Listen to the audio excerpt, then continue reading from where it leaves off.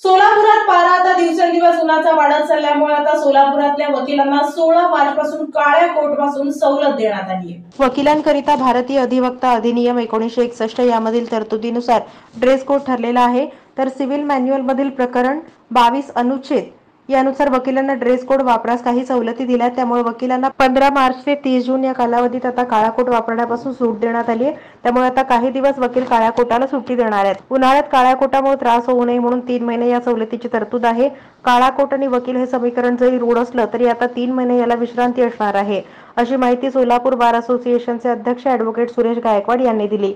Dress कोडमुळे एक वेगळा प्रभाव समाज, पक्षकार आणि न्यायव्यवस्था यांच्यावर होत असतो। मात्र वकिलांना स्वतःच्या हिताची आणि प्रकृतीची काळजी घेण्यासाठी या सवलतीचा लाभ घेणं अपरिहार्य मानलं जातं। समाजात प्रतिष्ठेचा गणला जात असलेल्या वकिली व्यवसायाला अलीकडे एक वेगळं महत्त्व प्राप्त होतंय। अपेक्षा वाढत चालल्यात।